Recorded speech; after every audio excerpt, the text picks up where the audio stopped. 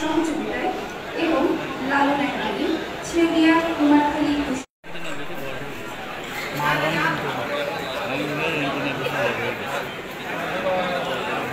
এরপর লালন শাহ গুরুবাদী এবং কোথায় মানুষের গীতা আর 30 পারা কোরআন শরীফ করে ভারতবর্ষে আজও সেই নাতিত্ব হয়। আর কথা প্রসন্ন কুমারখালীর কথা আমি রায় বাহাদুর জলধর সেন ভারতবর্ষের কেউ বলতেন ফকির, কেউ বলতেন বাউল সম্রাট, আবার কেউ বলতেন সুফি সাধক। লালন এক বিস্ময়কর একটা ব্যাপার ছিল। আমরা অনেকেই অবাক হই লালন নিয়ে যখন কথা বলে তার সঙ্গে যখন জানার চেষ্টা করি।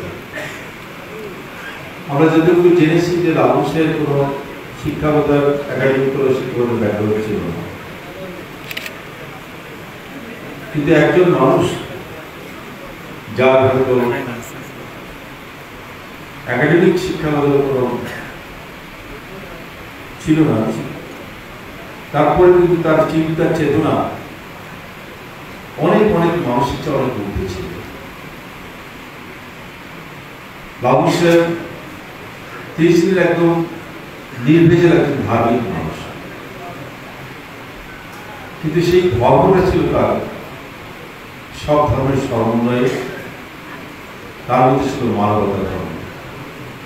তিনি মানবতায় বিশ্বাস করতেন, মানুষকে জাতপাতের ঊর্ধ্বে রাখার চেষ্টা করেছেন। আগে যখন সমাজের মধ্যে অনেক বৈষম্য ছিল, বিশেষ করে আমাদের সনাতন ধর্মের মানুষের মধ্যে জাতপাতের সংস্কারটা খুব ব্যাপকতা ছিল, এবং তিনি সমাজের মধ্যে প্রায় নানা ধরনের সমস্যা হতো, সামাজিক হানাহানি হতো, মানুষকে অবহেলা করা হতো। সেটা থেকে বেরিয়ে আসার জন্য লালন শাহ কিন্তু সবকিছুর ঊর্ধ্বে জাতপাতের বোঝাই করেছে।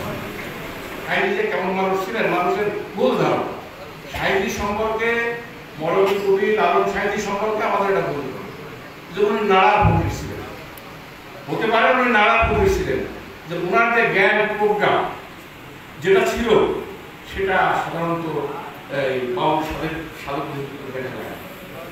ওনার সমসাময়িক যারা তাদের ভিতরে যেটা মোকসেদ আলী সাহেব, ওনার সমসাময়িক না হলেও উনি অত্যন্ত জ্ঞানী মানুষের। সবাইকে ধন্যবাদ।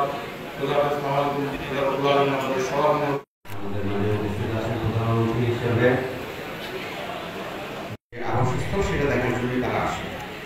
এই জন্য বাংলাদেশের অন্যান্য এবারে সংক্ষিপ্ত ভাবে